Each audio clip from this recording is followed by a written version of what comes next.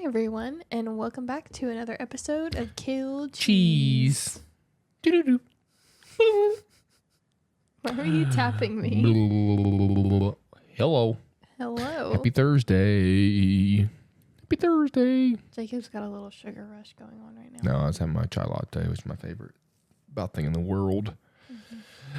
But here we are, another Thursday. All reading a story from Sho Hing Tor. Whatever that word is. Okay. My new neighborhood has only one rule. Never, under any circumstances, help a lost pet. Skinwalker. See, you can do this. You can live somewhere.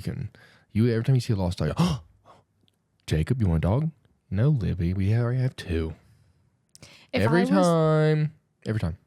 If I was told that all of the lost pets were skinwalkers, it would cure me of that instantly. You and fucking skinwalkers. I'm telling you, that's what this is going to be about.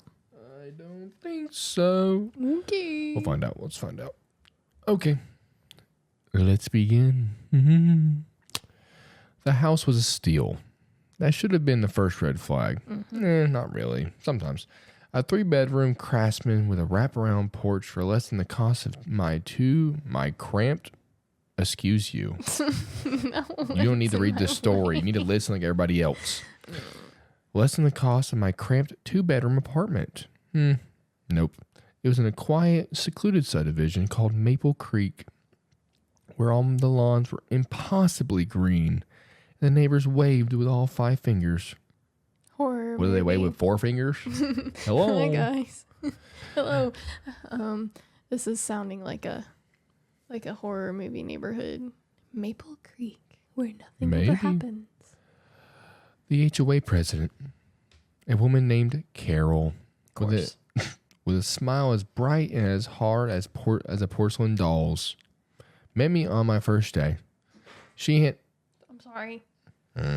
She handed me a welcome basket with a bottle of cheap Chardonnay and a single laminated sheet of paper. We're so glad to have you, Mark, she said, her eyes crinkling in a way that didn't seem genuine. We're very relaxed here in Maple Creek. We don't have rules about lawn height or fence colors. We only have one. She tapped a perfectly manicured nail on the laminated sheet. On it, in a large, friendly font, were the words, Rule number 1. If you see a pet that appears lost or in distress, do not approach it. Do not feed it. Do not let it into your home. Go inside, lock your doors, and ignore it until it is gone. Skinwalker. It is Skinwalker. Well, I mean, that kind of sounds like what you're supposed to do if you encounter a skinwalker. So Skinwalkers aren't real. Hopefully.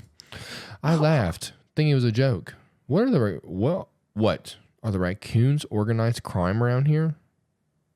It's kind of random, but whatever. Carol's smile didn't waver. It's not a suggestion, Mark. It's the only thing we require of you. It is for the safety and harmony of the community. Her tone was light, but her eyes were deadly serious. It was the first time I felt a chill in the warm afternoon air. For the first month, it was perfect, quiet, peaceful. I almost forgot about the bizarre rule.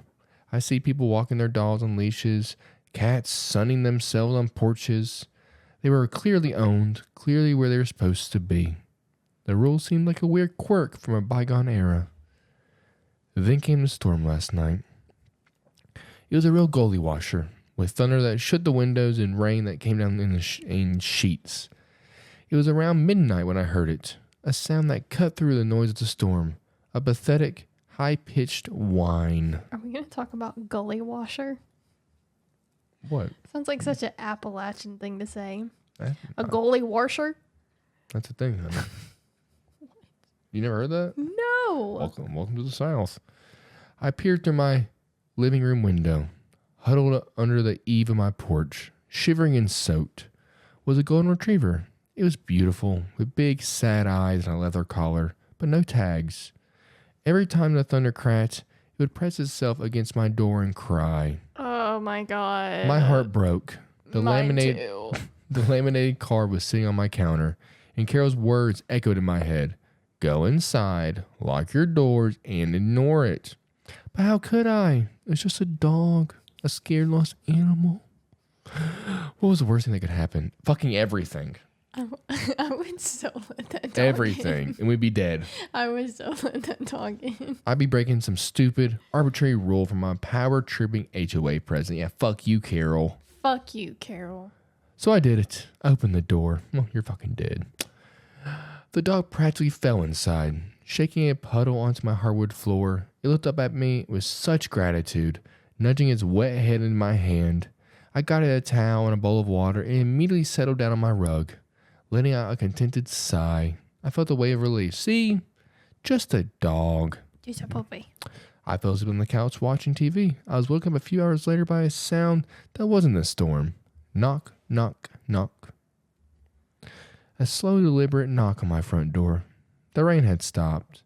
The dog on the floor lifted its head, let out a low growl, and then strangely trotted to the door, its tail giving a single lazy wag. I looked through the peephole. Standing on my porch was a man. He was tall, impossibly tall, dressed in a neat, old-fashioned suit, like a door-to-door salesman from the 1950s. He was smiling, a wide, friendly smile that showed too many teeth, all of them perfectly straight and white. Ugh. Opened the door a crack, my hand still on the chain. Can I help you? Good evening, the man said, his voice smooth and pleasant. I do apologize for the late hour. I believe you found my dog. He gestured with his head toward the retriever, who was now sitting patiently at his feet, looking up at him. Oh yeah, he was lost out in the storm, I said, my relief making me feel foolish for ever being scared. Glad you could found him. A tall man's smile widened, stretching his face in a way that felt unnatural. He has a habit of getting out. He's a bit of a rascal. He leaned forward, his eyes dark and unblinking, locking on to mine. But he's very good at his job. What's his job? I don't know. I don't like that. My blood ran cold. His job? The man chuckled a dry, rustling sound. He reached down and patted the dog's head. Of course, he said, his gaze never leaving mine. His job was to find the kindest person in the neighborhood. That's not good. He straightened up. His towering frame seemed to block out all the light from the porch. Thank you so much for your hospitality, the man said, his smile finally reaching his eyes, which now glinted with a terrifying, hungry light. He likes you very much. He's decided he wants you to meet the rest of the family. The family? My mind screamed at me to slam the door. Slam it, lock it, run. But my body wouldn't obey. I was a statue, my hand frozen on the door. The man smiled, never faltered as he gave the door a gentle push. The brass security chain didn't snap or break. It stretched, elongating like a taffy with a soft metallic groan before falling away, limp and useless. There now, he said pleasantly. That's better. Fuck off. He didn't enter. He simply took a step back and gestured with an open palm towards the street. It wasn't a command. It was an invitation. And for reasons I can't explain, I found myself stepping out onto the porch. You fucking moron. The golden retriever trotted ahead of us. Its tail held high. Words. The air was different out here. The storm had washed everything clean. It was a gully washer. But the world felt muted, like I was looking at it through a pane of smoked glass. The streetlights cast long, distorted shadows that seemed to writhe and twist at the edges of my vision. As we walked, I noticed other things. Not good. A sleek black cat emerged from beneath a hedge. Oh God, more animals. Its eyes glowing with a faint phosphorescence. What she said. It fell into a step beside the retriever. A few houses down, a parrot was perched on a mailbox. It didn't squawk or speak. It just swiveled its head, tracking our progress in perfect silence. A silent bird? You and birds. They were all moving with us, an honored guard of silent, watchful animals. Not good. I looked at the houses we passed. Through their big picture windows, I could see my neighbors. They were frozen in place, like mannequins in elaborate dioramas. One family was sitting around a dinner table, forks raised halfway to their mouths. In another house, a man was stopped mid-stride, 1 foot hovering over the floor. They were all facing our direction, their faces blank, their eyes wide and vacant. Don't mind them, the tall man said, noticing my gaze. They're very good at following the rules. Are you fucking kidding me?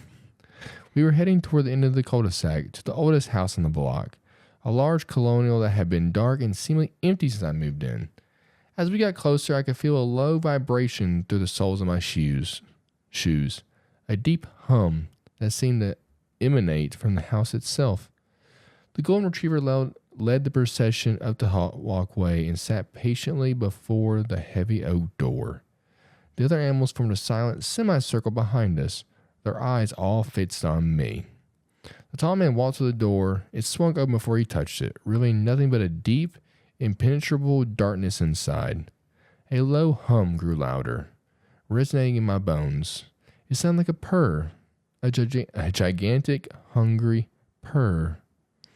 The man turned to me, his smile as wide as terrifying as ever. He gestured into the blackness. After you, he said.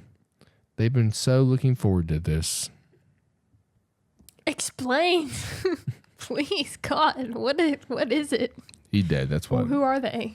Why do you think he got the house such a good price? Where'd the other people go? In the house, I guess. eaten by the house. Oh my God, it's like Mr. Nevercracker. Monster House? I don't know. You never watched Monster House? Nope. I think you did. You just don't know what I'm talking about. Probably. Comments. Yep. I would be this poor animal-loving dude as well. That'd be it to you. I bet you're going to turn into an animal. Oh, interesting. Oh, also all the animals follow him. Yeah. They follow the rules. Oh, this is good. Very relatable. Mysterious. Well written. Thanks so much for sharing this. I only have one burning question I absolutely must know. Does the dog have a name? That's from Fun with My It's Demons. probably a real person. Fun with My Demons. Oh, Commented Fun with that. My Demons. Great stories. Nicely told, creepy story. This was fun to read. Good one. Huh? For those listening, it's one of those A-OK symbols. Well, it's a pretty good one right there by, I'll spell it out, Shohinctor. Shohinctor. Yeah, what she said. Well, that'll be it, everybody, for this lovely Thursday. We'll be back on Saturday. Bye. Bye.